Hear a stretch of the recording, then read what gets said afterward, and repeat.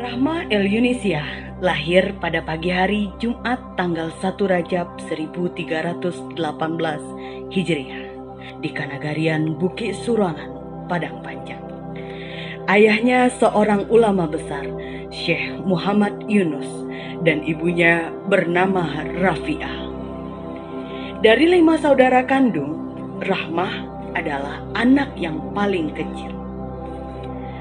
Rahmah tidak pernah mendapatkan pendidikan formal. Menulis dan membaca huruf Arab dan Latin dipelajari dari kedua kakaknya, Zainuddin dan Muhammad Rashad. Tentang profil singkat dari Ibunda Rahma El Yunisia. Beliau lahir pada tanggal 29 Desember tahun 1900.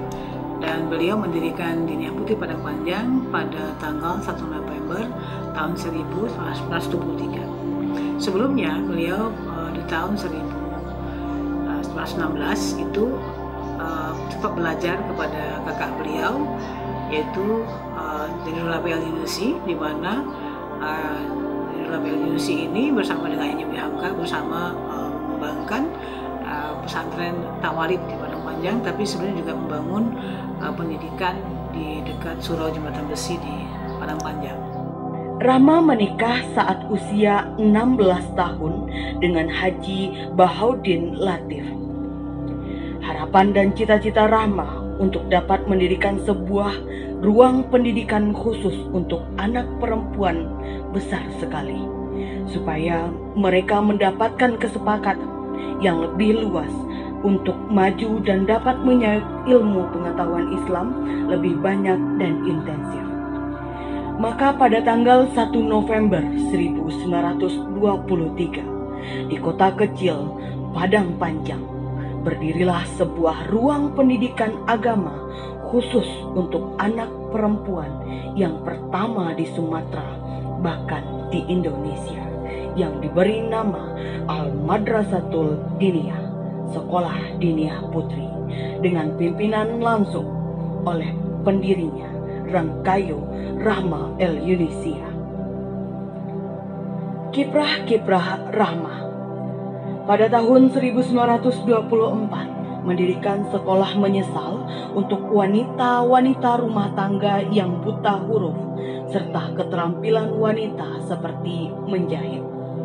Pada tahun 1933 membentuk Perikatan Guru-Guru Agama Putri Islam (PGAPI) serta menjadi ketuanya. Pada tahun 1935 wakil kaum ibu Sumatera Barat ke Kongres Perempuan Indonesia di Batavia, Jakarta, memperjuangkan soal kerudung dalam kongres itu. Pada tahun 1938 menghadiri Kongres Perempuan Indonesia di Bandung. Pada bulan April 1940 diundang menghadiri Kongres Persatuan Ulama Seluruh Aceh di Kota Raja. Pada tanggal 2 Oktober 1945 mempelopori pembentukan Tentara Keamanan Rakyat yang nantinya pada tahun 1946 diubah menjadi Tentara Rakyat Indonesia (TRI).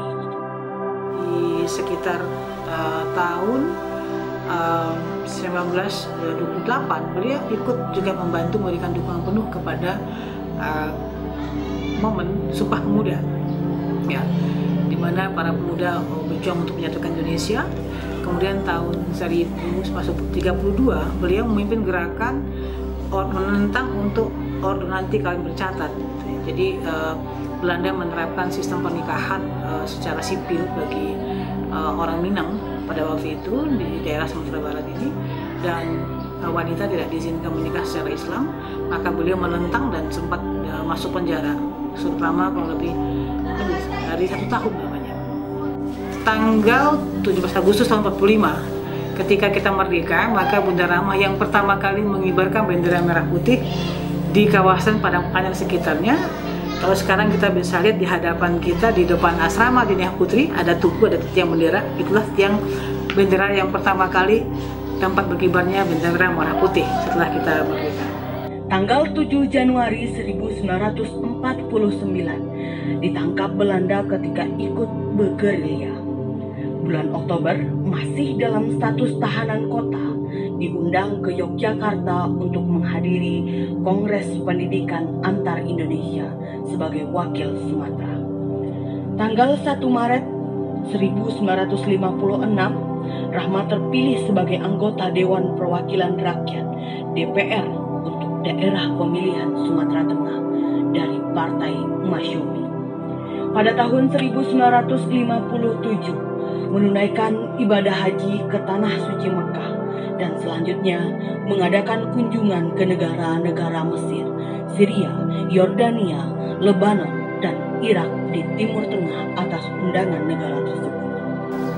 Dan di tahun 57 saat itu berkunjung Syekh Azhar University dari Kairo ke Indonesia, lalu juga melaksanakan lawatan ke Padang Panjang dan Dunia Putri.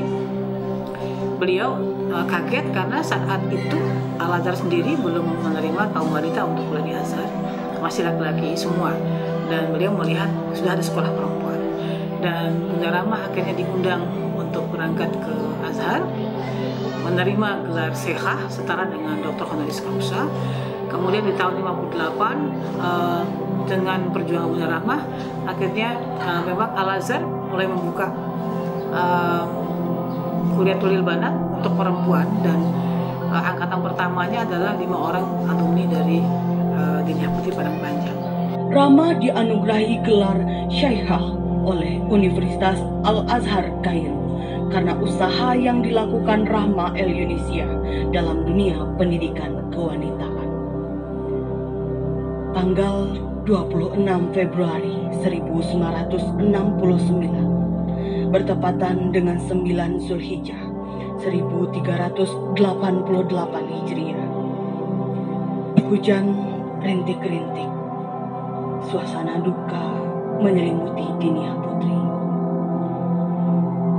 Di usia 69 tahun, berpulang ke rahmatullahi ta'ala dengan tenang dan tentram di rumah kediamannya di Padang Panjang, setelah berjuang mencapai cita-cita mengangkat derajat kaum wanita Islam ke tempat yang wajar. Sebagai seorang istri, ibu pendidik, dan bunda kandung, Syekhah Hajah Rangkayu Rahma El-Yunisia menutup mata untuk selama-lamanya, dimakamkan di samping gedung perguruan Dinia Putri.